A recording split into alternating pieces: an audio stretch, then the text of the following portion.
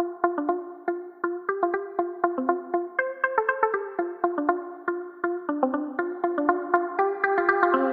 amigos investidores! Sejam muito bem-vindos a mais um BPMcast. Nosso podcast para tratar de assuntos de investimento no Brasil, no exterior, empreendedorismo e o que mais você quiser trazer aqui. Como vocês todos bem sabem, então aqui a gente conversa sobre qualquer assunto, não tem uma pauta específica. E como eu estava falando agora mesmo aqui para o nosso convidado, não temos nenhuma vinheta já gravada. Toda vez alguém aqui e fala a mesma coisa, né? Bom, mas hoje nós vamos fazer um BPMcast de entrevista, daqueles muito interessantes. Hoje nós vamos entrevistar aqui o Aposente Cedo. Então, se você não conhece lá o blog dele, já vai lá no aposentecedo.com, já dá uma fuçada lá, porque tem muita coisa bacana, né? E eu não vou fazer a apresentação dele, vou deixar então para que ele se apresente aqui. Aposente Cedo, seja muito bem-vindo aqui ao BPMcast. Obrigado aí pela aceitação do convite. E se apresente aqui para os nossos ouvintes. Ô, BP Milhão, tudo bem? Agradeço aí o convite, antes de tudo, é um prazer falar contigo. Tem tempo aí que eu não converso com ninguém publicamente, né, na Finansfera. Bom, eu sou o autor do blog Aposente Cedo, como você falou, aposentecedo.com. O blog tem um pouquinho mais de um ano, né, mas eu já faço parte aí da comunidade FIRE há uns 3 anos, talvez. Vou participando de grupo, conversando através de comentário no blog dos outros. E agora, no final do ano passado, eu me tornei FIRE oficialmente. Estou, no meu conceito, aposentado prematuramente, né? E além de FIRE, me tornei nômade. Então, a vida tá interessante aí, cara. Desde dezembro de 2020, dei uma guinada aí, surgiram já alguns percalços que me fizeram readequar vários planos de anos, mas estou feliz e vamos ver como é que a vida vai trazer. Eu estou vivendo a impermanência total, né, que é uma palavra da moda. E eu estou sempre seguindo seu conteúdo também, e de muitos colegas aí da Finansfera, que é um assunto legal, né, cara, para conversar, não só de finanças. Eu acho que o que mais me agregou, claro que teve muita coisa financeira, de investimento, que conteúdos como o seu e de vários outros ajudam muito, né, mostrar alguns investimentos que a gente nem sabe que existe, algumas empresas, alguns fundos, mas o principal para mim, o que mais mudou a minha vida foi a mentalidade. É como encarar a vida, como encarar o dinheiro, como focar na renda e não só no patrimônio. Isso é uma coisa que eu venho assim, tentando me aprimorar cada vez mais, tanto que assim, se pegar o meu blog, assim, no começo eu falava muito de investimento, e eu acho que nos últimos meses eu só falei de mindset, de mentalidade, de como interpretar o que acontece com você, como você pode ver alguns fatos para a sua vida ser mais tranquila, independente do dinheiro que você tem. Então, isso para mim foi uma mudança bem, bem radical, bem interessante mesmo, e para mim é o foco dessa comunidade FIRE que a gente vive. Pô, muito legal, muito interessante. A sua apresentação aí tem horas e horas de bate-papo aqui, um catupilhão de perguntas aqui para fazer para você, né? Então, vamos embora. Bom, então já vamos começar a falar do FIRE, né? Porque tem muita coisa para a gente comentar aqui, até da parte do Nômade também, ver quais são as suas projeções aí para as próximas viagens, né? O que você pretende fazer. Mas você viu lá, né? A gente fez uma live, eu, Viver de Dividendos, e o Rafael, do Investidor Internacional, e aí a gente falou sobre essa questão do ser FIRE, né? Que parece que tem uns haters aí dos FIRE, né? Sim, sim. Mas, na verdade, eu acho que não é nem questão de ter haters do FIRE. É que nem você colocou no seu último post que eu li lá, né? Aliás, no penúltimo, né? Respeitar as diferenças. Sim, sim. Então, a gente tentou conversar bastante naquela live falando da vida FIRE, porque uns comentam que ser FIRE é uma besteira, outros falam que a busca para ser FIRE é o que realmente motiva alguém, outros dizem que o valor para ser FIRE é astronômico. Então, assim, na verdade, eu entendo como o perfil da pessoa, né? Então, as pessoas têm perfis diferentes. Então, se você encontra Sim, o sim. seu perfil, você fala assim, não, meu perfil é esse aqui, eu me conheço, né? Conheça-te a ti mesmo, eu me conheço, Uhum. então eu sei que eu sou capaz disso e eu quero isso. Então, pô, você vai traçar uma trajetória ali, né? E aí vai seguir lá sendo Fire ou não. É, E é só concluir, né? E aí essa questão do ser Fire, tem gente que fala que ser Fire é besteira, você tem que trabalhar a vida inteira. Na verdade, trabalhar a vida inteira, na minha opinião, é você quer trabalhar. Não é uma questão, não tem que associar o Fire ao trabalho, né? Por isso, pessoas que são que nem os exemplos dos bilionários, eles trabalham porque eles querem, é um propósito. Já não é independência financeira, é propósito. Então, não importa o dinheiro que você tem um propósito e você vai trabalhar. Mas, diga aí pra gente o que você acha que Fire é bobagem ou não é. Você chegou na sua vida Fire, o que você recomenda, qual a lua de mel que você está vivendo aí do momento. Conta pra gente. Assim, as pessoas acabam achando, né? As pessoas ficam muito presas só em um viés específico, né? Eu vou até citar um exemplo que eu acho que é muito interessante, que pouca gente se atenta, né? Eu fiz um post há muito tempo atrás falando, olha, de repente o seu tio é Fire e você não sabe.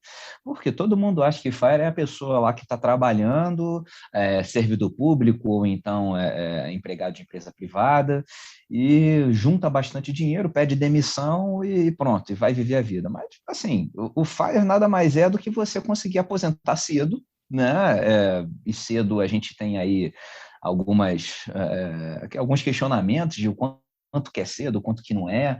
Mas, assim, vou dar o exemplo do meu sogro, por exemplo. Cara, meu sogro aposentou 49 anos. Mas por quê? Ele era funcionário público, de nível técnico, tá? De nível médio, e trabalhava num ambiente de periculosidade.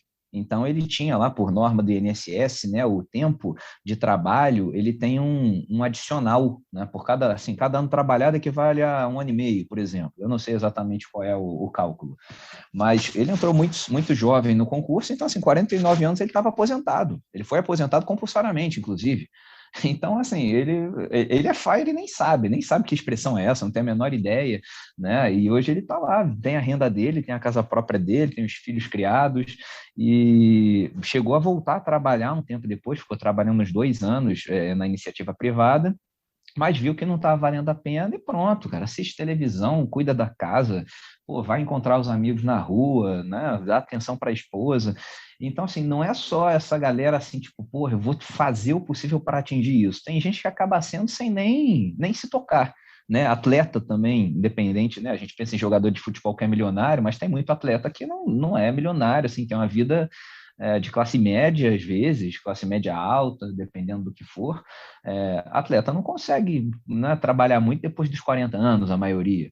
Então, assim, tem alguns que viram técnico, viram comentarista, viram aquilo, mas tem muita gente, a maioria não, a maioria se aposenta mesmo, pega o dinheiro que juntou e vive daquilo.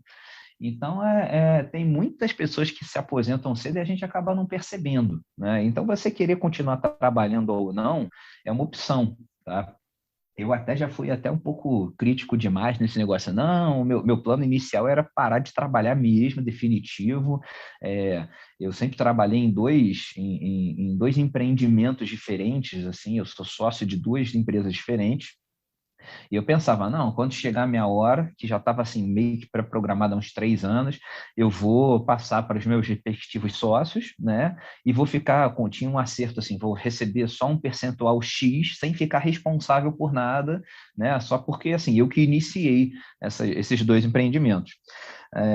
E, cara, no fim tudo mudou, minha mentalidade mudou. Hoje eu sinceramente acho que eu vou trabalhar em alguma medida, sei lá, o resto da vida, tá? Até porque eu gosto, essas duas coisas que eu faço, eu gosto. Claro que tem algumas partes chatas, né? Nenhum trabalho é 100% legal. Mas, assim, do jeito que eu estou hoje, eu consigo ter dia de semana que eu não trabalho nada, eu consigo trabalhar o dia inteiro, se eu quiser, se eu tiver disponível e tiver demanda, eu trabalho o dia inteiro. Ou então, assim, numa média, pelo menos desde dezembro, que foi quando eu né, virei a chave, Tenho trabalhado assim 4 horas por dia, né? Eu acordo bem cedo, acordo 6 e pouca, trabalho umas 2 horas, depois eu almoço, trabalho mais 1 horinha, e ao longo do dia, assim, do final da tarde ou não, eu respondo o WhatsApp, algumas coisas que são de trabalho, né? Então eu considero como trabalho, mas em horário totalmente flexível, quando eu quero, se eu quero, assim, então eu acho que é uma coisa totalmente possível. Se eu quiser parar também e falar, olha, não quero mais fazer nada daqui para frente, posso fazer isso, tá? Posso terceirizar tudo que eu faço também, é viável. Tem cliente que não vai ficar tão satisfeito de repente, mas, enfim, aceita ou então procura outro profissional. Mas eu gosto, então assim, eu vou continuar fazendo isso, e a ideia foi para justamente poder aproveitar os outros aspectos da vida, assim, da mesma forma que eu gosto de trabalhar, eu também gosto de ficar com a minha família, também gosto de passear, gosto de viajar, gosto de fazer esporte. Eu acho que o trabalho, né, ele é prejudicial quando você começa a deixar de fazer outras coisas porque você precisa trabalhar. E não digo que precisa trabalhar por causa do dinheiro, eu digo porque você está naquela espiral que um trabalho puxa outro e você está preso, você se compromete a fazer alguma coisa em determinado prazo. Então, assim, eu vivi muito isso, né? Eu até já viajei a lazer, né? Assim, razoavelmente, mas não sou um mochileiro viajante que conheceu 60 países, nada disso. Justamente porque eu não tinha tempo, né? Como eu sempre trabalhei para mim mesmo, só muito no início da carreira, em 2007, até 2009, se eu não me engano, que eu cheguei a ser empregado. Mas depois disso eu sempre trabalhei para mim. Então eu nunca tive férias, assim, de, pô, vou ficar 30 dias com o pé pro alto, desligar o telefone, não ver e-mail. Nunca existiu isso para mim. Então, assim, mesmo nas férias, eu podia estar em outro país, passeando, e eu tinha que trabalhar, tinha que responder um WhatsApp, um e-mail, tratar algum assunto importante. Então, assim, hoje o que eu sinto é como se eu tivesse de férias. Esse período que eu tinha de férias, que eu trabalhava muito menos, mas tinha que fazer alguma coisa, é o que eu passo hoje. Então, assim, eu tô muito tranquilo, foi uma decisão muito boa. Eu pretendia atingir um patrimônio X para poder tomar essa decisão. Eu acabei não conseguindo exatamente esse patrimônio por causa do coronavírus e algumas outras mais escolhas que eu fiz recentemente, mas, enfim, não prejudicaram tanto. Mas, assim, estou muito tranquilo. Estou muito tranquilo. Mudei minha estratégia também de investimento. E hoje eu acabei pensando, eu pensava, não, vou botar tudo em ativo gerador de renda. Hoje eu já mudei, hoje eu estou só com aproximadamente aí 1/3 da carteira em ativo gerador de renda e fiz uma espécie de yield shield, né, que é para eu pagar minhas despesas básicas com esses dividendos, né? E o resto eu estou mantendo meus investimentos que eu já fazia antes. Eu sempre investi em imóvel, gosto também de investimento para ganho de capital, mas sem fazer trade. Atualmente eu já fiz trade também, já me dei mal para caramba. E dá para contar muita história triste também, cara. Mas Não, assim, então, eu nunca. a estratégia aí eu vou fazer umas perguntas depois, deixa eu só, É, você desenhou aí, né, acabou de falar aí a parte da aposentadoria que antecipada, né, que realmente é exatamente o que eu entendo e o que eu acho que é a parte da aposentadoria antecipada do FIRE,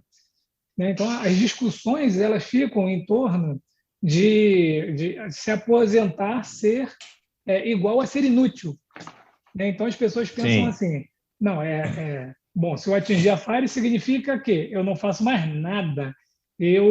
Porque assim, eu acho que é questão de definição. Então, por exemplo, tem gente que pensa assim, se eu atingir a FIRE, eu não faço mais nada. Se eu tiver que fazer algo, então não me aposentei. Então é 880. E aí acaba que sim, sim. esse radicalismo vai ficar numa discussão sem fim. Então, o que eu entendo é exatamente o que você falou. É trazer a liberdade. Você vai ficar, a Isso. FIRE é exatamente você ter liberdade financeira para você fazer o que você quiser, a hora que você quiser, uma viagem, comprar alguma coisa, você se mantém. E também você fazer algo a hora que quiser, quando quiser, sem que isso afete tudo aquilo que você já conquistou. Que É bem o que você disse aí, né? Então, por exemplo, eu tenho o blog, o BPMcast, né? O site, enfim, mas por enquanto nada para mim é trabalho. Tudo para mim é a hora que eu sento na frente do computador para ler alguma coisa, para estudar, eu falo, vou aproveitar que agora eu vou escrever um post. Então, eu não tenho uma obrigação. Às vezes eu escrevo 3 posts na semana, às vezes eu escrevo um, entendeu? Então, assim, mas eu estou Uhum. sempre escrevendo, eu estou sempre estudando, eu estou sempre falando com as pessoas. Então, todas as semanas eu estudo algum tipo de ativo. Eu estudo para mim e aí, ao mesmo tempo que eu estudo, eu já faço um vídeo ou um post e coloco aí no ar para todo mundo, né? Mas isso não, Uhum. na verdade, para mim, a aposentadoria antecipada é isso, é você levantar e falar assim, não, agora eu vou fazer uma atividade física, vou dar uma corrida. Aí você dá uma corrida, você volta 8h30, 9 horas, 10 horas você senta, vê alguma coisa no computador até 11h30, dali você para, vai almoçar com a família, volta. Agora vai assistir um filme, você assiste um filme, depois você volta para o computador. Essa liberdade, né, junto com a independência financeira, é que eu acho que é o conceito FIRE. E aí, algumas pessoas que não querem parar de trabalhar, você deu o exemplo do seu sogro, né? E eu dou o exemplo do meu sogro, que é o oposto. Ele é FIRE e não sabe. Ou seja, ele já poderia ter parado de trabalhar há anos, mas está lá com seus 60 e pouco anos e está trabalhando. Ele não trabalha pelo dinheiro, até mesmo porque ele não sabe a força, o poder que ele tem, o poder financeiro que ele tem. Ele não sabe. Ele trabalha porque a vida inteira ele trabalhou ali, o negócio é dele, ele gosta de ir lá, ele gosta de arrumar a loja, ele gosta de tratar com os funcionários, ele gosta de tratar com o vendedor, então, assim, ele trabalha praticamente de domingo a domingo, o dia inteiro, né? De Uhum. vez em quando minha esposa até tem umas discussões com ele, porque quer tirar férias, aí ele diz que... Aí, olha só, ele diz que ele não pode tirar num período X ou Y, e nem tantos dias, por causa do trabalho. Mas, mas o trabalho dele, entendeu? Se ele ficar um mês ou dois sem ir, não vai mudar em nada. Então, assim, ele não para de trabalhar. O propósito dele é trabalhar. Se tirar ele de lá, ele não tem o que fazer. Então, ele tem medo de Sim. parar. Porque, vamos supor, você vai começar a viajar, ler, o André do Viagem Lenta também, ficar com o filhinho agora, dá atenção para o filho, estuda coisa do bebê, escreve ali um pouquinho para a gente. Tem o que fazer quando não está num trabalho regular tradicional, digamos assim. Mas tem gente igual Sim. meu sogro que não. Meu sogro está lá no trabalho dele lá. Se ele sair de lá e chegar em casa, ele não tem outras coisas para fazer. Então, esse é o tipo de pessoa que vai defender que o FIRE é bobagem. Uma pessoa que tem um propósito e Sim. não quer parar de trabalhar. Mas Sim, e antes da nem sempre gente. precisa ser nobre, né? Assim, tem gente que. Eu, por exemplo, eu gosto de jogar gamão na internet. É um negócio meio ridículo, né? A pessoa fala, pô, cara, por que você não estuda investimento nesse tempo? Não vê alguma coisa? Às vezes eu gosto de ficar 1 hora jogando gamão no celular, cara. Então, assim, é o que eu tô a fim de fazer, me dá prazer, entendeu? Não precisa ser tipo, não vou trabalhar, mas vou fazer alguma coisa muito relevante para a sociedade. Às vezes não, cara. A vida é sobre prazer e equilíbrio, né? Cara, Então, o maior exemplo Fire. O maior exemplo Fire. Aí eu falei assim, cara, o que você está fazendo? Eu vou jogar Candy Crush aqui. Aí fica 1 hora jogando Candy Crush. é ridículo, cara. Tem gente assim, eu não gosto muito de rede social. Tem gente que fica 2 horas lá navegando. Eu prefiro jogar gamão, xadrez, sei lá. É tudo uma questão de equilíbrio, cara. Assim, quando eu era mais novo, assim, eu sempre gostei de fazer musculação. Quando eu era mais novo, eu pensava bem mais novo, assim, achava, pô, vou ficar fortão igual o Schwarzenegger, não sei o quê. Cara, eu comecei a ver que, cara, para ficar assim, você tem que abdicar de muita coisa, tem que comer 2 quilos de frango por dia, tem que descansar, fazer isso, não tomar álcool. Pô, cara, eu prefiro ficar mais ou menos, tomar cerveja 3 vezes na semana, mas continuar fazendo, entendeu? Não vou ser nem gordão nem magrinho, tá bom, eu tô satisfeito com esse equilíbrio assim, de me dar, comer o que eu tenho prazer, beber o que eu tenho prazer e ter uma saúde intermediária, vamos falar dessa forma.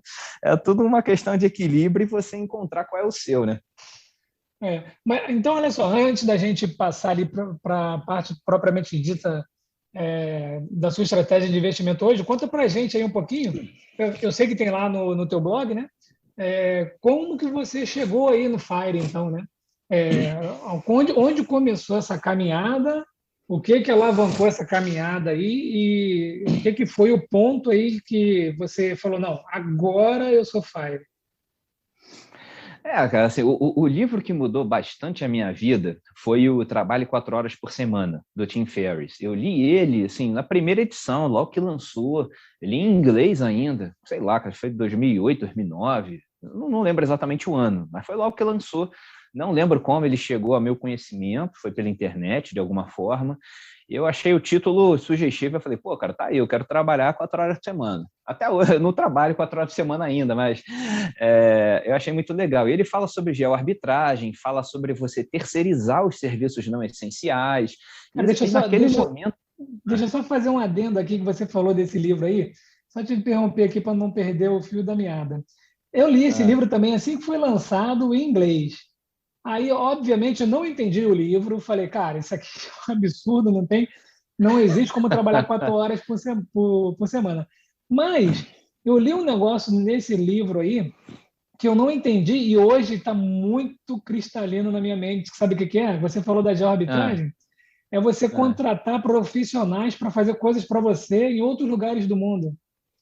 Sim, e ano passado eu descobri aí uma plataforma chamada Fiverr, né? Eu fiz o vídeo dela, até sou invisto nela lá. Disparou mais de 1000% em um ano, né? Eu comprei ela, também estou com um lucro aí já de mais de 85% da minha última compra. E eu contratei 5 serviços.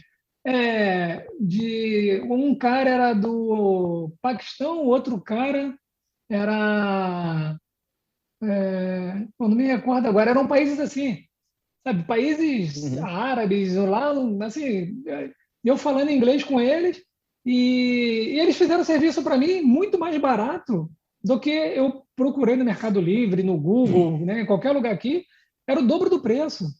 E aí eu contratei o serviço fora, o serviço ficou de qualidade, um deles é até a logomarca do Como Investir no Exterior, né? O outro serviço foi o próprio site, ficou legal, muita gente elogiou, foi feito por um cara, de outro país, de outro idioma completamente diferente. Eu falando meu inglês em portunhol e ele falando o inglês dele arábico lá, e a gente se entendeu, cara. E aí Maneiro, tem muito isso legal. lá no livro dele, lá fala muito sobre isso daí. Mas eu só queria colocar isso aqui porque, cara, hoje eu contrato serviços aí fora, assim, com um estalar de dedo, e ele já tinha essa visão lá atrás, quando ele lançou esse livro aí. Sim, há mais de 10 anos atrás, né? Eu confesso que eu nunca contratei, mas esse é um negócio que pode virar até um trabalho secundário de alguém, né? Uma outra fonte de renda, porque você falou do site, por exemplo, né? Eu não sei fazer site, mas eu poderia muito bem chegar e falar, olha, faça o seu website por R$500, né? E a pessoa, alguém me contrata, eu vou e contrato um paquistanês lá, o cara vai fazer para mim por R$50 e pronto, eu pego 450 de lucro, entendeu? É possível até você terceirizar, você quarteirizar o serviço, né? Você está vendendo um serviço, mas você está comprando de outra pessoa mais barato. Igual tem gente que faz com produto, né? Tem gente que compra mais barato e revende. Então, tá aí até a ideia para o ouvinte, de repente, fazer um dinheirinho extra. Mas esse livro, assim, deu uma guinada para mim no meu pensamento, né? Isso há anos atrás, não sabia o que era FIRE ainda, né? O próprio livro não fala nesse termo, não chega nesse objetivo final, mas fez uma grande diferença. Aquilo ficou na minha cabeça e nunca mais saiu, tá? Então, assim, eu ficava sempre trabalhando para tentar atingir. Eu não tinha um número ainda, né? Eu pensava assim, pô, quando eu tiver 30 anos eu quero ter X reais, quando eu tiver 40 eu quero ter Y. Eu até pensava nisso, desconsiderava a inflação, era só uma meta pessoal, vamos dizer assim, mas eu preciso confessar, cara, que eu sempre investi muito mais na minha geração de renda ativa do que passiva, né? Eu vejo muita gente, especialmente quem está começando a jornada, se preocupar em ficar fera em investimento. Só que assim, cara, você ganhar 100%, fala, pô, consegui 100% de lucro nessa ação em 6 meses. Só que, pô, 100% de R$ 1.000, o cara virou R$ 2.000. O tempo, de repente, que ele investiu para aprender, que vai analisar o balanço da empresa, blá, blá, blá, o cara poderia ter gerado uma renda ativa muito maior. Então, eu sempre procurei me aprimorar no que eu faço, né, e conseguir ganhar qualitativamente, poder cobrar mais dos clientes, poder vender os serviços que eu presto por um valor maior, né? Então, assim, a minha geração de renda ativa sempre foi inconstante, eu sempre tive pouca receita fixa, mas era recorrente, né? Então, eu prefiro focar dessa forma. Tá? Confesso que como investimento, especialmente no mercado financeiro, cara, eu devo ter tido um desempenho de mediano para ruim. Tá? O que construiu meu patrimônio foi essa renda ativa e os meus investimentos em imóveis. Eu sempre gostei de investir em imóvel, sempre me interessou pela área, é um negócio meio de velho, né? Normalmente pessoal mais velho, acima de 60 anos, que tem que viver o período de hiperinflação e tudo mais, sempre falou, não, vou comprar dólar e investir em imóvel, era o que a pessoa falava, né? Dólar debaixo do colchão, né? Investir no exterior, não. Então, sempre me chamou a atenção, né? E aí eu comecei, foi bastante interessante, foi quase espontâneo, porque quando eu saí da casa dos meus pais, eu peguei um dinheiro emprestado, tá? Com um amigo e com a minha mãe, e já tinha um dinheirinho meu lá, fui morar num imóvel de 20 metros quadrados, assim, uma kitnet bem pequena, e eu peguei em período bom. Na cidade que eu morava, assim, estava iniciando um ciclo imobiliário, uma alta, então eu comprei, assim, nem lembro agora os valores exatos, mas sei lá, comprei por 100 mil, vamos dizer assim, e um ano depois eu vendi por 180.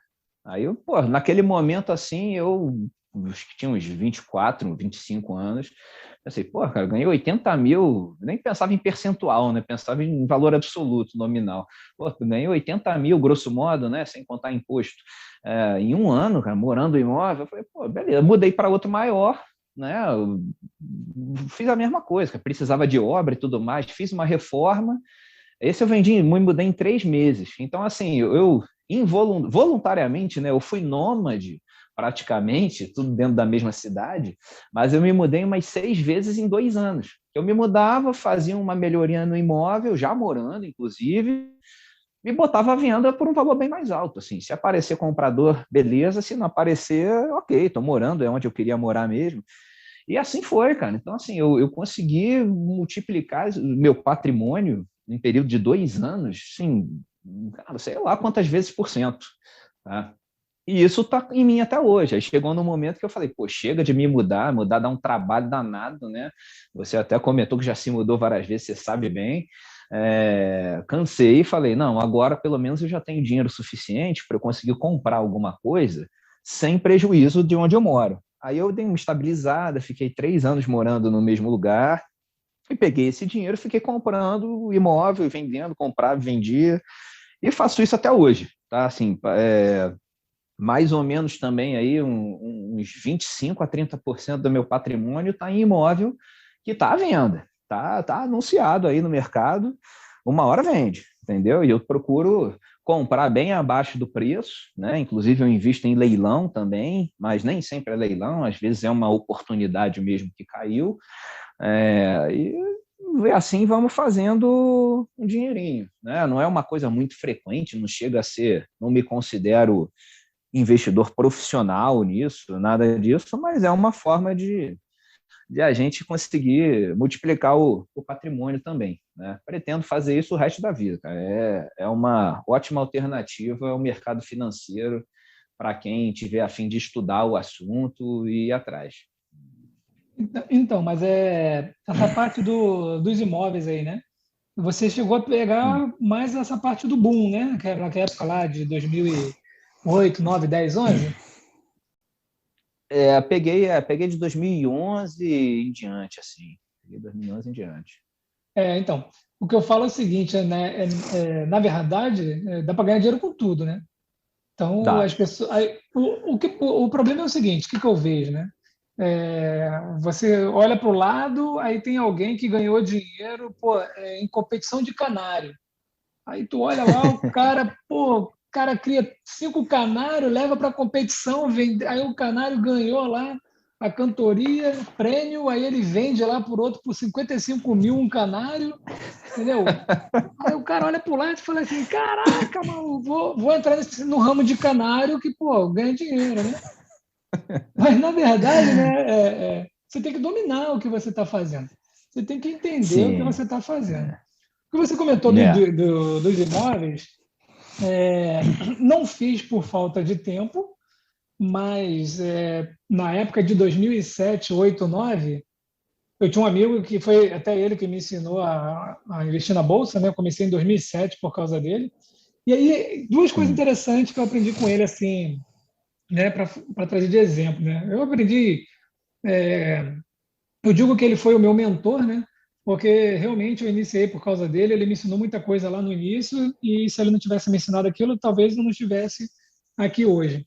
Mas, na época, em 2007, ele era um day trader de sucesso, né? Então, ele trabalhava comigo num período, e às vezes a gente, na pausa, assim, né, batendo papo e tal, aí ele, não, peraí, só um minutinho aqui que subiu aqui, eu vou encerrar uma operação aqui. Aí ele olhando no computador assim, aí, cara, eu lembro assim que eu olhei para ele assim, aí eu, o que é isso aí na tela aí?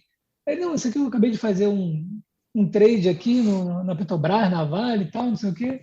Eu falei, tá, mas esse valor aí, esse aqui foi o lucro dessa operação agora. Eu falei, cara, peraí, pô, esse valor é meu salário, pô, no mês. Aí, como é que tu tirou? Ele fala, aí ele, então, aqui é assim, é assado, eu compro aqui, vai. Começou a me explicar, e eu olhei aquilo e falei assim, como assim? Tu tirou o meu salário de um mês aqui em meia hora batendo papo comigo? Aí, amigo, não deu outra, né? Você trader. Vou entrar pela porta da frente, já vou entrar com estratégia ganhadora, me bota nesse negócio de bolsa aí. Mas isso é para mostrar que ele domina até hoje, né? A técnica, ele já conhece, ele investia há 10 anos quando ele começou a me ensinar em 2007. Mas quando a gente olha para o lado e vê alguém de sucesso, a gente acha que vai ter o mesmo sucesso sem a bagagem que aquela pessoa tem. E sobre Sim. imóveis, interessante, né? Porque muita gente acha que vai ficar rico com imóveis do mesmo jeito, sem ter bagagem, sem conhecer, né? E eu aprendi com ele essa questão do imóvel seguinte. Ele que me explicou, ele falou, ó, ele também fazia isso que você faz. Ele tinha lá um valor que ele deixava guardado, e aí ele pegava o jornal. Olha a técnica, atenção aí, todo mundo que está ouvindo. Eu vou ensinar a técnica vencedora que meu amigo utilizava e eu não consegui fazer por falta de tempo. Primeiro, ele me ensinou que depende do prédio, se é fachada de vidro, se é ladrilho, se é pastilha, se é cimento. Então, né, às vezes a gente olha assim no mesmo bairro, em quadras diferentes, mesma metragem, mas os preços muito absurdos. A diferença está na qualidade do prédio. Então, né, não adianta Sim. você comprar um apartamento ou uma casa totalmente sem tecnologia nenhuma, mal acabada, né, por um preço mais baixo, achando que vai vender pelo preço da melhor casa, né, mais tecnológica ali. Nos Estados Unidos tem até os graus das casas lá, né, os níveis das casas. Vai vender Sim. pelo aquele preço que você não vai conseguir ganhar dinheiro. E a paciência, o que ele fazia? Ele pegava o jornal, entrava na internet, o jornal, ele tinha um caderninho e aí ele anotava uma lista de imóveis que ele estava de olho. Aí ele olhava ali, esse aqui e tal. Passava um mês, ele checava se ainda estava vendo ou não. E aí, quando dava 6 meses, aí ele falou assim: ó, quando dá 6 meses, eu vou lá e faço uma oferta em dinheiro para o cara. Porque já está ali há 6 meses e não vendeu, né? E se o cara aceitar essa oferta, então ele comprava aquele imóvel por um excelente preço. Porque ele também tinha tempo para vender depois. Se o cara não aceitasse a Sim. oferta, vida que segue, ele tinha uma lista com uns 30, 35 imóveis, e aí ele ficava. E aí ele conseguiu também alavancar muito o patrimônio dele com essa questão de imóveis. Então, quando as pessoas falam do investimento em imóveis, eu sempre falo: olha só, não é porque um amigo seu comprou um imóvel, subiu 500%, ele vendeu, né? Comprou por. Eu tenho um amigo que ele comprou um apartamento por 235 mil reais e vendeu por 1,2 milhão. Mas isso não é regra, tem um monte de coisas aí no meio, né? Então, eu acho interessante que tem como a gente ganhar dinheiro de várias maneiras, mas você tem que dominar ali o assunto, né? Seja em trader, seja em imóveis, seja em ações, enfim. E você comentou aí, Ah, então, com certeza. você comentou uma coisa muito interessante, a parte aí dos dividendos, né? Que você falou aí da receita. Outra coisa que eu acho, as pessoas querem achar a próxima Tesla, o próximo Bitcoin, e aí ficam querendo comprar um ativo para ele subir 1000% no ano, né? E se É. esquecem de fazer exatamente com que os dividendos, com que aquela renda ativa, né, que é ela que vai cair na conta dele todos os meses, cresça. E eu tenho a carteira BPM High Dividends, que é focada em dividendos, né, em altos dividendos, digamos assim, acima de 4%, que nos Estados Unidos já é alto, né? Uhum. A taxa de juros é zero, então 4% de dividendos é ótimo lá. E a gente tem algumas empresas, como a AT&T, ExxonMobil, que são empresas que estão pagando mais de 7% em dividendos anuais, mas as pessoas estão em busca da nova Tesla. E acaba que no ano não aumenta a sua renda para ser Fire, né? Então acho que é mais ou menos isso daí que você estava fazendo, né?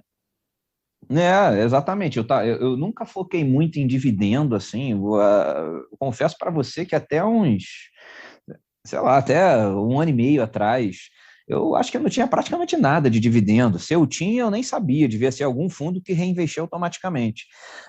E aí eu comecei a me tocar. Falei, bom, eu já tinha planejamento para final de 2020, eu dar essa guinada, né? Eu chutar o pau da barraca, independente de como tivesse.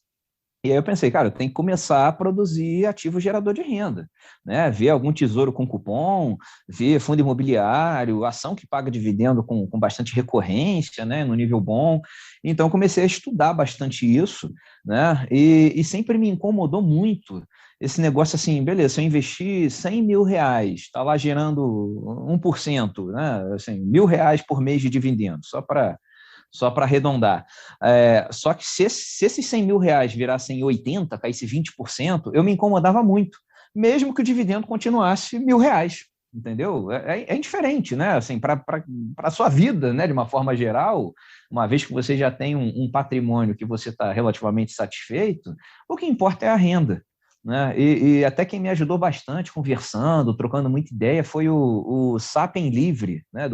O blog sapienlivre.com.br, não sei se o pessoal conhece, mas é muito legal, ele faz também há uns 3 anos, mais ou menos. Então, assim, ele falou, cara, o que importa é a renda, tanto faz, se o patrimônio cair 30% num ano, mas a sua renda cair 5%, assim, você vai ter o mesmo padrão de vida. Daqui a 10 anos, de longo prazo, vai acabar recuperando, né? Se você fez uma boa análise, você escolheu bons ativos, diversificou o suficiente. Então, eu não pensava assim, eu não pensava na renda, só pensava no patrimônio, pensando, não, tem que juntar mais e fazer mais. E hoje eu vejo que a renda é um negócio assim, é fundamental para quem quer ser FIRE, né? Você ter essa renda. Né? E eu acho que o psicológico ajuda muito. Tem muita gente que fala, pô, não, tem a regra dos 4%, né? Tem muita gente que simplesmente fala, não, vou sacar do principal, os 4% ao ano, pô, é complicado. Meio que não tem principal, né? A empresa que não paga dividendo é porque ela está reinvestindo nela, é a presunção que a gente tem que ter, né? Então, assim, uma empresa cresceu 10% no ano e não pagou dividendo nenhum, é a mesma coisa que a empresa que cresceu 5% e pagou 5% também de dividendo. Assim, né? Falando bem é uma conta de padeiro aí. Então, só que o fato de você ter que vender esse seu ativo, mesmo que você esteja no lucro, você acaba pensando, pô, estou tendo que vender o meu patrimônio para poder viver. É uma coisa que eu sei que matematicamente é a mesma coisa, mas assim, é muito difícil você entrar nesse esse psicológico. E eu mesmo prefiro que o valor patrimonial lá seja o mesmo, ou corrija só pela inflação, corrija 1% ao ano, que seja, mas eu recebo dinheiro, dividendo lá limpinho, direto na minha conta. E aí eu criei essa estratégia, eu pensei, pô, meu custo de vida é X, tá? Investindo Y, eu consigo cobrir esse X do meu custo de vida só com essa quantia. Tá? Eu poderia, se eu botasse todo o meu patrimônio ativo gerador de renda, eu ia ter, sei lá, 3, 4 vezes o meu custo mensal. Tá? Eu ia estar sobrando e ia estar reinvestindo todos os meses. É uma opção? Cara, é uma opção. Mas eu não, como eu te falei, eu não sou nenhum guru de mercado financeiro. apesar de eu ter começado a investir também em 2007, 2008, pô, me achava malandro pra caramba, achava que ia ganhar dinheiro nisso, cheguei a pegar até dinheiro de amigo, de parente, falando, não, bota 5 mil aqui, 10 mil, me dá a senha da tua conta que eu opero, vou fazer virar 15. Cara, no longo prazo eu sempre me lasquei, entendeu? No curto prazo, às vezes, fazia umas operações boas, sei que chegava uma hora que cometi algum erro fatal que falava, cara, isso não é para mim. Então, assim, mais de 13 anos de bolsa, né, com os resultados muito medíocres, eu vi que, assim, ou é para fazer buy and hold, ou é para investir em outra coisa, e nos imóveis foi onde eu me achei, né?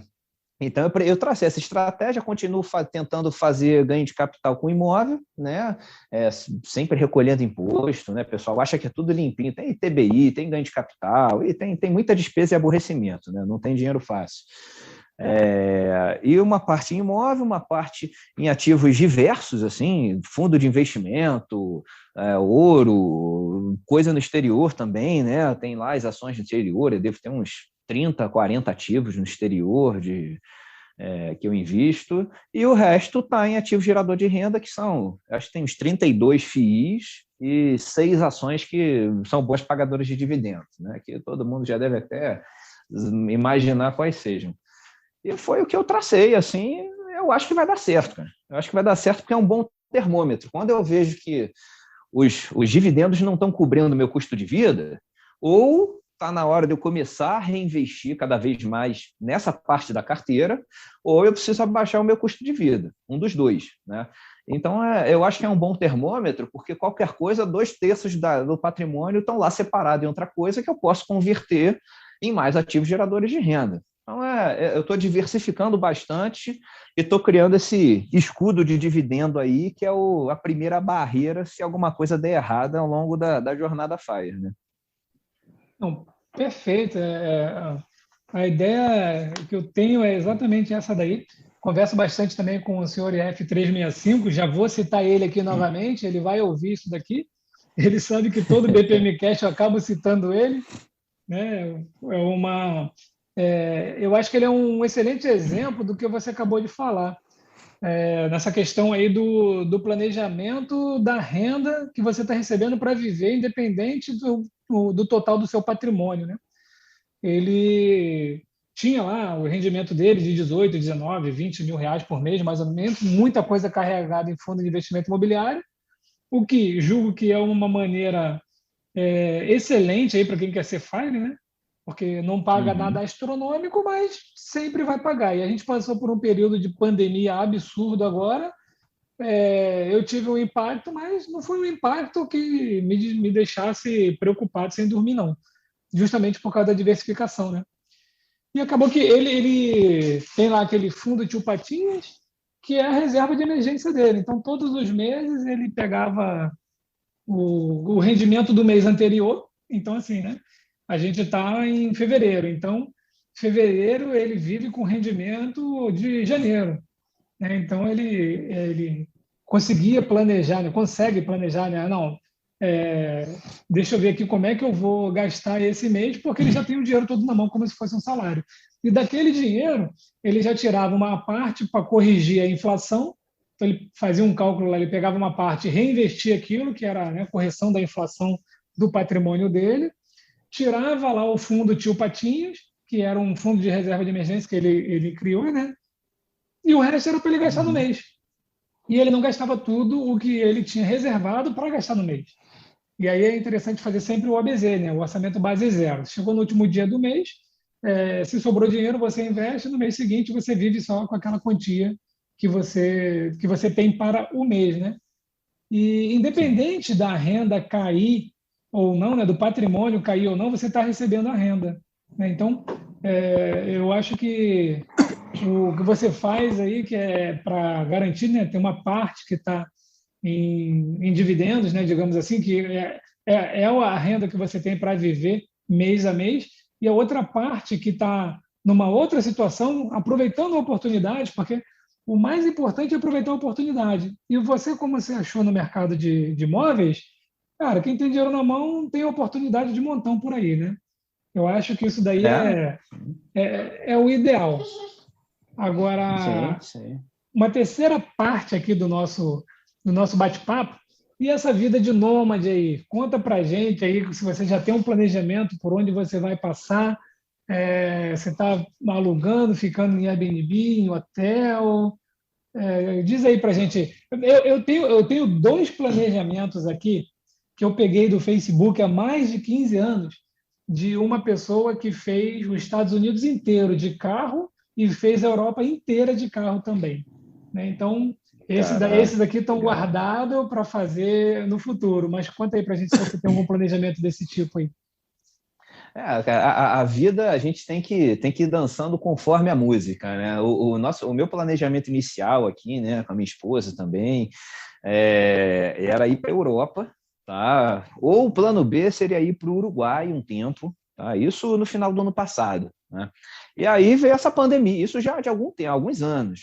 Veio a pandemia, né? Até hoje está assim, certeza aí de como é que vai ser de fronteira, de aceitar brasileiro ou não. E também não adianta você ir para um lugar e tá tudo fechado, tá tudo com restrição. Não é legal, né? Assim, não é a ideia, ainda mais se você estiver gastando em moeda muito mais forte do que está recebendo. Então a gente acabou partindo para um plano C, que é rodar pelo Brasil. Tá? E assim, aqui a vida é no modo hard, né? Muito fácil, assim, a gente até parou de seguir porque a gente via e conversava com algumas pessoas assim que fazem esses roteiros e tudo mais, mas são solteiras. O cara com mochila nas costas que vai lá dormir no sofá, dormir num quartinho na casa de alguém, pô, moleza, cara, isso aí eu já tinha dado a volta ao mundo. Agora, pô, tem criança, tem 2 cachorros, tem responsabilidade pra caramba, assim, então é muito mais difícil. A gente acabou decidindo, por conta da pandemia, a gente decidiu ficar só pelo Brasil, no mínimo até o final desse ano, tá? Via terrestre, tudo. A gente já tinha comprado um carro bem maior, com a mala bem grande, tá? Mas é carro normal, é um SUV. Falamos, cara, vamos ver o que atrai no mapa. E a gente pegou assim, abriu o Google Maps, olhava as cidades, começamos a pesquisar a questão de IDH, que cidade que tem vista bonita, assim, cara, é um critério meio maluco, né? E ver, assim, a gente começou a seguir várias famílias que fazem isso, é muito legal se pesquisar. Existe um nicho bem específico mesmo, de gente com criança, de gente com cachorro, que viaja assim, né? Conversamos, eu já fiz várias chamadas de vídeo e troquei ideia pela internet também. A internet é muito bom, né, cara? A gente está aqui falando por causa da internet, né? Eu estou encarando como um bate-papo legal. Então, assim, a gente já falou também com outras pessoas que fazem isso há alguns anos e pegava a dica de cidade, né? E coisa que a gente queria conhecer ou que já tinha visitado como turista e dá aquela vontade de ficar um pouco mais, né? Então, a gente começou essa viagem, né? A gente vai tentar ter um sentido lógico geográfico para não ficar fazendo zigue-zague, porque gasta mais combustível, cada lugar que a gente chega, descarrega a mala, não sei o que, é todo um processo, né? Quando você tem criança e tudo mais, e ficando só em Airbnb. Né? Muita gente questiona também, pô, por que vocês não pegam um motorhome? Tem um trailer, tem coisa linda, não sei o quê.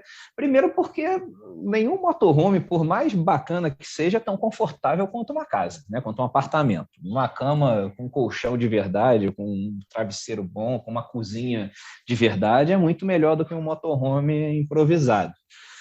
Segundo, porque o trailer, né? Um motorhome, um veículo muito grande, ele te limita em muita coisa. Aqui mesmo, né, nesse exato momento, eu estou em Campos do Jordão, estado de São Paulo. Cara, eu estou no último prédio da última rua, do último morro, da última ladeira, assim que, meu amigo, de motorhome não ia nem chegar aqui perto, entendeu?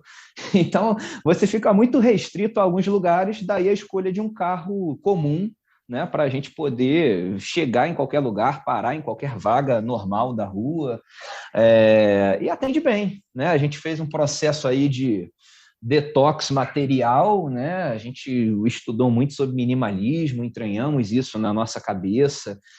A gente já morou numa casa muito grande mesmo, assim, com mesa de sinuca, equipamento de musculação, sauna, dentro da casa. Então, assim, a gente já teve muita coisa e foi vendendo tudo, né? O OLX, classificado local, fomos vendendo tudo até reduzir. Eu tenho uma mala de roupa, minha esposa uma mala de roupa para criança, caminha de cachorro e uns objetos aqui, pronto, é o que está no carro. Né? É o que cabia no carro, que se não couber no carro, a gente tem que dar um jeito de desfazer. E estamos nessa, assim, estamos passeando. A gente agora está no estado de São Paulo, deve provavelmente ir rumo ao sul depois, próximo ao litoral. Depois a gente pretende subir, chegando no Rio Grande do Sul, a gente deve subir mais pela parte interna, né? Mais pelo oeste do Brasil, lá por Mato Grosso do Sul, Mato Grosso, contornar o centro-oeste, pegar o nordeste desde lá do Maranhão e ir contornando pelo litoral, descendo de volta para o sudeste, e aí a gente vê. Se estiver muito bom, a gente continua, vai para o norte, vai para a América do Sul no geral, se encher o saco a gente para em algum lugar. Então, assim, é totalmente freestyle o negócio. A gente está, antes mesmo daqui, a gente estava numa cidade que ia ficar 25 dias, estava legal, a gente resolveu ficar 45, entendeu? Então, não tem muito planejamento para onde vai, por que vai. Sim, se está ruim, a gente vai embora logo. Se está legal, a gente fica mais. Às vezes a gente conversa, né? Todo mundo que a gente conversa na rua fica curioso, né? A gente conta mais ou menos a história resumindo. Cara, todo mundo tem dica para dar, né? Aí a pessoa fala, pô, tem uma cidade aqui perto que é muito interessante, é muito bonitinha. A gente pega o carro, vai lá para ver, se for legal, beleza, vamos passar 10 dias nessa cidade. Então, é totalmente assim, e o vento levou. Não tem muito planejamento, não, mas assim, tem algumas cidades que a gente imagina que vai passar, porque tem vontade de conhecer ou de ver como seria morar lá. Né? Depois desse processo todo aí, quando a gente encheu o saco, acho difícil que passe muito de 2 anos nessa vida, porque também é cansativa, né? A gente vê o lugar que gostou mais, que acha que pode fincar novas raízes e para por um tempo, né? Então, assim, vivendo um dia após o outro, cara, um dia após o outro. Não, sensacional. Falando aqui da parte do motorhome que você comentou, né? O motorhome ele é excelente, existem vários modelos, não no Brasil, né? Nos Estados Unidos, mas... nos Estados Unidos, no exterior em geral, né? Mas todos os lugares que eu fui no exterior e eu vi as pessoas viajando de motorhome, tinha um carro pequeno acoplado atrás. Então, né, o casal, ou a família, estava no carro puxando o motorhome ou estava dirigindo o motorhome puxando o carro, justamente por causa dessa situação que você comentou. Que o motorhome, como é que você vai ao mercadinho ali? Você vai ficar numa cidade pequena, que é uma cidade boa, que você pegou um Airbnb bom, tem coisas legais ali para você ver, festa regional, mas o motorhome não fica andando dentro. Você vai ao mercadinho, você não consegue andar com o motorhome. Então, existe aqueles motorhome luxuosos, né, que você tem uma garagem embaixo dele, você aperta o botão, sai um Mini Cooper, sai uma moto. Né? Então, assim, mas... esses aí são igual hotel, né? Mas aí já fugiu do padrão aí da vida normal, digamos assim. Aí é luxo demais, né? E do jeitinho que você falou, né, cara? Aí é o que eu digo. Aí para quem quer, né? Respeitando sempre aí as vontades dos outros. Isso é ser fire, né, cara? É falar assim, não, vamos embora pegar o carro aqui, vamos ficar 20 dias nessa cidade, ficou ruim, vamos embora com 5, vamos para outra ficar 5, ficou bom, fica 30, e aí você não tem obrigação nenhuma. Aquele trabalho que a gente comentou lá no início, você pode fazer de onde você estiver, por causa da internet, conforme você comentou, né, que a internet é uma maravilha, né? Já falei que eu contratei serviço no outro lado do mundo, né? Enfim. E realmente o mais difícil talvez seja se apegar ao minimalismo, né? Para poder viajar com pouca coisa. Eu, de vez em quando, fico pensando, né? Eu tenho em torno de 10 pares de tênis, né? Que eu fui comprando ao longo do tempo, né? Principalmente quando viajava para o exterior, porque era mais barato. Mas hoje eu só tenho usado 2. Eu só tenho usado 2 porque os 2 estão fora da caixa. Como eu me mudei, os outros estão tudo na caixa que ainda não tirei. Ou seja, precisar não precisa, né? Então tem como a gente ficar com menos itens aí. Sim, E sim, tem. Eu só fazer um adendo aí do minimalismo. né? Muita gente que entende errado o conceito, né? Acha que não é ter quase nada, mas assim, é ter o que você usa, é ter o que você precisa. Assim, a gente tem coisa. Eu tenho 2 relógios, por exemplo. Ninguém precisa de 2 relógios, só tem, né? Precisa de um, mas eu gosto dos 2 relógios, eu uso muito os dois. Então, assim, é o que você precisa usar, né? Tem o blog da Iuca, né, o viversempressa.com, que eu recomendo aí para quem quer se aprofundar no minimalismo, é um excelente conteúdo lá, fazendo um merchan grátis aqui. É, Não, não, é muito bom. essa é outra coisa sensacional que você falou. Eu sei que você tem um post sobre isso, né? Isso daí também daria várias conversas aí, porque os outros acham que ó, minimalismo e o movimento FIRE são ser miserável. Então, eu já até escrevi sobre isso, né? Sobre essa miserabilidade que as pessoas colocam na vida para tentar ser FIRE ou para dizer que são adeptos ao minimalismo. Então, eu entendo minimalismo igual você. Por exemplo, não, eu quero ter um computador pequeno, algo que não ocupe muito espaço. Cara, MacBook.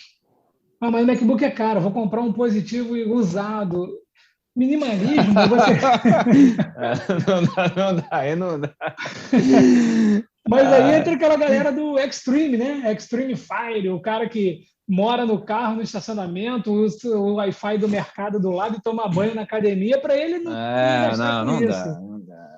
Não dá. Cara, se ela, não, quem sou eu para dar conselho, né? Mas se tem um conselho para eu dar, assim, para quem está ouvindo, assim, cara, se você produz uma renda ativa muito pequena, foca em tentar multiplicar essa tua renda ativa. Vê um trabalho secundário, uma coisa para fazer final de semana, tem tanta coisa que dá para fazer pela internet, entendeu? É muito mais fácil você atingir o FIRE mais rápido, né? Tendo um trabalho secundário, terciário, fazendo qualquer outra coisa adicional, do que simplesmente achando que vai multiplicar clicando no botão na tela do mercado financeiro. Assim, é minha opinião, pelo menos.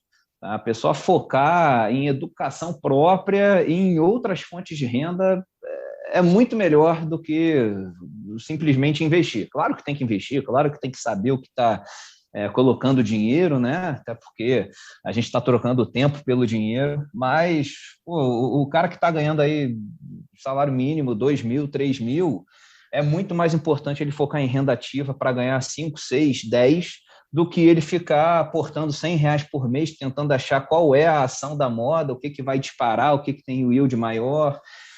Esse é o meu conselho, assim, para a vida. Assim, pelo menos foi o que eu fiz, foi o que deu certo. Ou então também deixar de ter qualidade de vida, né? Achando que, não, durante 5, 10 anos eu vou viver aqui como um miserável, porque depois eu vou viver como um rei. Isso também é uma grande ilusão. Não é assim que Muita ilusão, funciona. até porque a vida muda, né, cara? Amanhã ou depois é isso. Você pode ter filho, você pode casar, você pode querer mudar para uma cidade que é mais cara. Se você presumir que você vai passar a vida inteira vivendo com o mesmo X que você vive hoje, você vai ficar limitado para sempre, né? Aí dizer que aposentou cedo com uma limitação imensa de qualidade de vida não faz muito sentido, né, cara? Tem E que o, e refletir o, bem, tem que refletir bem. a parte da viagem que você comentou, né? Que você vai descer para o sul ainda. Eu morei no sul 2 vezes.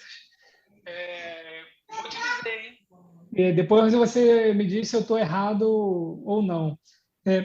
Você vai gastar nesse teu perfil aí uns 3 meses lá no sul. Porque Com certeza.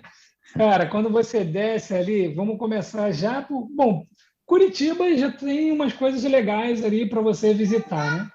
Então você já visita Curitiba, tem umas cidades do interior boas também para conhecer, o IDH alto, cidade boa. Aí você desce para Floripa, que é melhor fora de época, lugar sensacional, bonito pra caramba. E depois, quando você começa o Rio Grande do Sul, pô, morei lá 2 vezes, então tem as particularidades do lugar, né? Mas vamos falar de turismo. Quando você desce ali, que você vai para a Serra Gaúcha, cara, e detalhe, né? Vamos entrar em março agora. pelos meus cálculos aqui, tu deve pegar o inverno lá. E É. realmente, para o turismo, porque quem mora lá não gosta muito do frio, né? Mas para o turismo é sensacional você descer, passar todas aquelas cidades da Serra, Bento Gonçalves, Gramado, Canela, Garibaldi. Você vai descer e tem todo o interior ali que você vai para. E você que quer depois fazer o oeste, né? Então você pode descer Uhum. por esse lado aí. Você pode ir até Pelotas, e eu fiz um passeio com a minha filha mais velha, né? A gente desceu de carro por Pelotas, fizemos o Uruguai todinho, passamos ali, né? Em toda aquela. Fizemos a volta no Uruguai e saímos lá do outro lado, perto de Rivera, e depois a gente subiu de novo pelo Rio Grande do Sul. E aí, né? Você pode passar por Santa Maria, Frederico Westphalen, você chega de novo em Santa Catarina, em São Miguel do Oeste, que é uma cidade que eu conheço bem. Ela é pequenininha, tem 45 mil habitantes, mas a cidade é sensacional, a organização dela. Você já está a 80 quilômetros da fronteira ali com a Argentina, e depois você sobe aí para a parte oeste, aí, que nem você falou, né? Campo Grande, depois você vai conhecer Bonito. Aproveite Pô, bastante o legal. Rio Grande do Sul, e qualquer dica que precisar, é só mandar uma mensagem aí, porque eu morei lá e rodei aquilo muitas e muitas vezes, cara. Rapaz, vou falar contigo depois, hein? Depois que acabar aí o episódio, vamos trocar ideia sim. Tenho muito interesse. Inclusive, quem estiver ouvindo aí, for da comunidade Fire do Brasil, eu estou promovendo não, né? Mas assim, no meu blog eu até falei, cara, foi muito bacana. Eu estava numa cidade próxima de Campinas, né? Que era mais ou menos 1h30 de São Paulo. E estava falando aqui, né, com o pessoal da comunidade também, que eu já troco ideia pelo WhatsApp e tudo mais, e 3 deles moravam em São Paulo. Eu falei, pô, cara, tô perto, vocês não querem tomar um café, tomar uma cerveja, não estão a fim de vir aqui não, vocês aproveitam, conhecem um pouco a cidade, fazem um turismo. Cara, foi. O Thiago Rezende lá, que era do Escola para Investidores, e o Sapem Livre, que eu até mencionei mais cedo, cara, os dois também não se conheciam, se comunicaram, pegaram o carro juntos, foram lá, que a gente passou um dia inteiro junto, tomamos cerveja, almoçamos, conheceram minha família lá, os cachorros, andamos de bicicleta na cidade, assim, cara, foi um dia, parecia que eu estava com os amigos de infância, assim, negócio legal demais. Então, quem estiver ouvindo aí de qualquer parte do Brasil e tiver a fim de trocar uma ideia, tomar um café, assim, né, um chopp, manda um e-mail para mim, aposentecedo@gmail.com. A gente troca ideia, cedo ou tarde eu vou acabar passando pela tua cidade, que vou rodar o Brasil quase todo. Só a região norte aí, infelizmente, né, que você até comentou, essa é a única que não está muito no plano, porque o norte é muito grande também, né? E a princípio a gente não deve ir para lá. Se resolver fazer um desvio também, eu aviso. Tá? Quem É, quiser, é só mandar e-mail, a gente combina. e depois já vou deixar aqui a deixa para você do. Eu tenho umas frações num resort lá em Gramado, então se você estiver passando por lá na época que tiver a da minha semana disponível lá, e depois a gente negocia lá um preço bem Ô, camarada para você conhecer lá o Gramado. maravilha, Eu vou te passar também maravilha, maravilha. vou te passar o endereço de um blog de viagem que eu tenho. Agora eu não tenho atualizado mais, principalmente porque eu não tenho viajado, né? Mas tem bastante viagem lá já e você vai poder acompanhar. Pô, legal, cara, legal, quero sim. Um dificultador que eu tenho, não sei quem está ouvindo aí, são os cachorros, né? Eu tenho 2 cachorros, tem muito Airbnb, hotel e pousada nem se fala, assim, eu já desisti de olhar. Realmente, assim, eu só estou vendo Airbnb porque é difícil aceitar animal de estimação, né? Ainda mais que os meus são de porte médio, não são os menorzinhos, assim, não é nenhum poodle, tudo vira-lata, né? Mas, assim, vira-lata médio.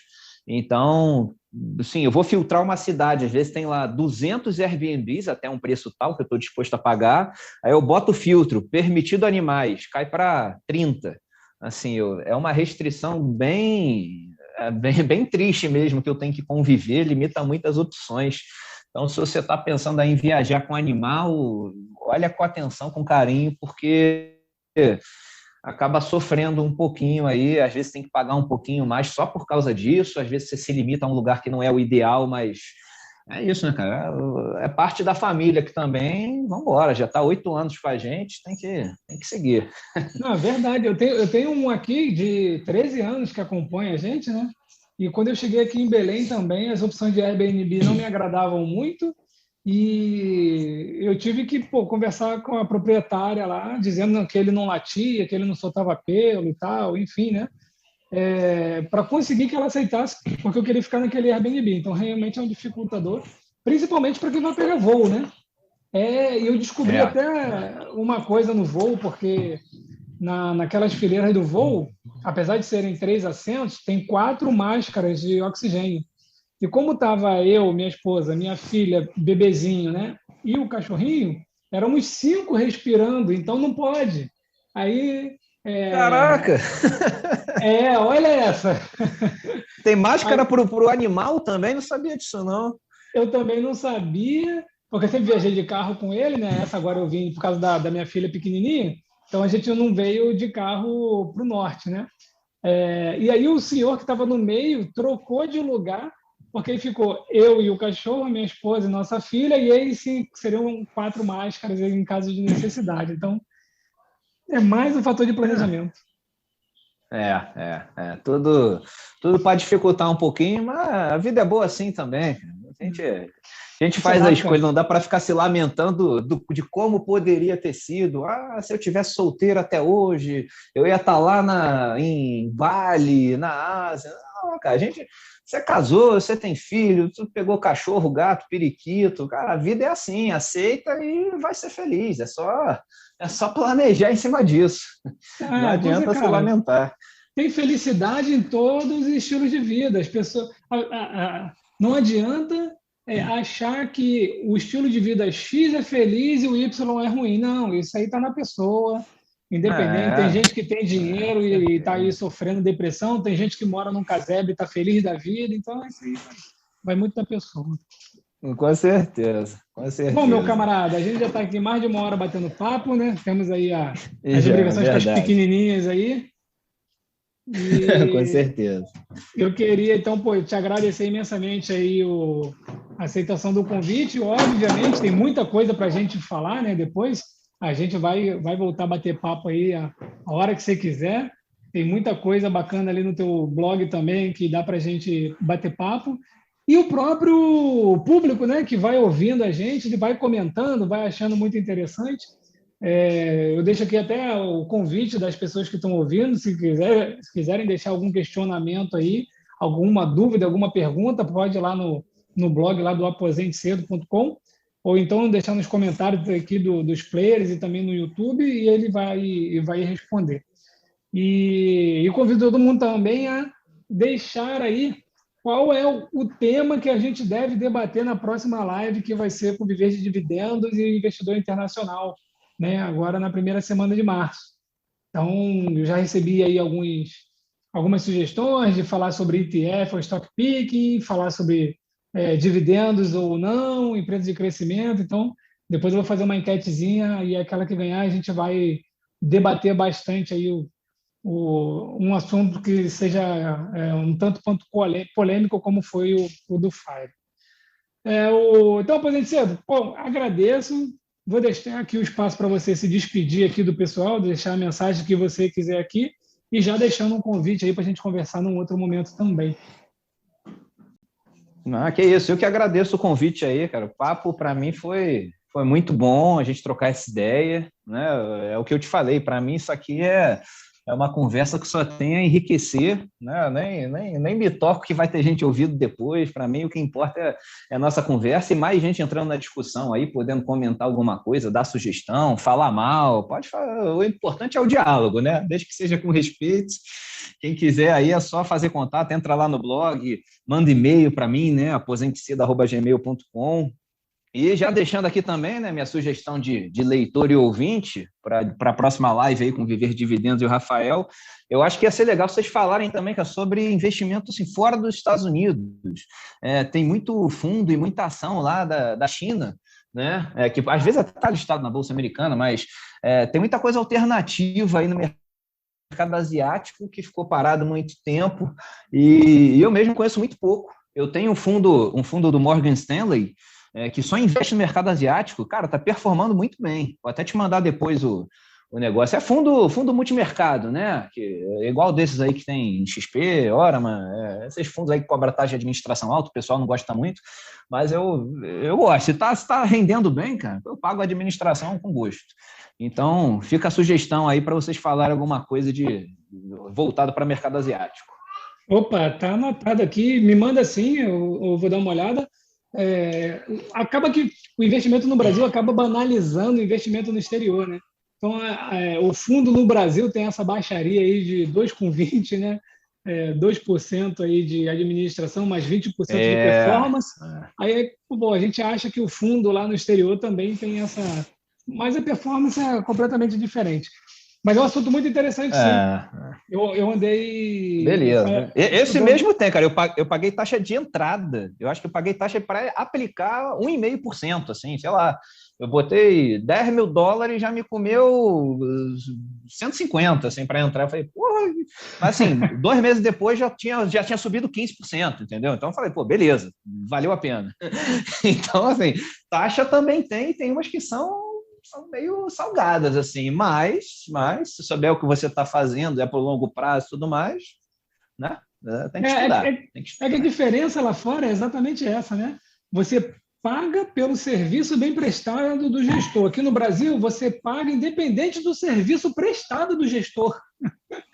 Então, essa é a grande diferença. Lá fora, alguns fundos lá fora, se ele não performar, você não paga. Não trabalhou, né? Digamos assim, se ele não te trouxe um ganho, ele não trabalhou, então você não paga ele. Aqui no Brasil, o fundo performou mal, te deu prejuízo, você ainda paga para ele. É um pouco diferente. É verdade. Mas está anotado aqui. Mas beleza, que a gente vai ficar... Esse papo segue 5 horas se deixar, né? Então, vai lá, senão daqui a pouco fica complicado. Beleza, muito bom falar contigo. Beleza, camarada. Muito obrigado, hein? Então, um abração, até mais. Até mais. Então, amigos investidores, esse aqui foi o nosso BPMcast de entrevista com o Aposente Cedo. Não deixe de passear lá pelo blog dele. Tem muita coisa bacana. Leiam também os comentários. Deixem comentários lá também. E aqui também, principalmente no YouTube, ou então lá no site, onde você quiser, pode deixar um comentário sugerindo aí temas e até convidados aqui para a gente bater um papo no nosso BPMcast. Por hoje é só, forte abraço a todos e até o próximo BPMcast.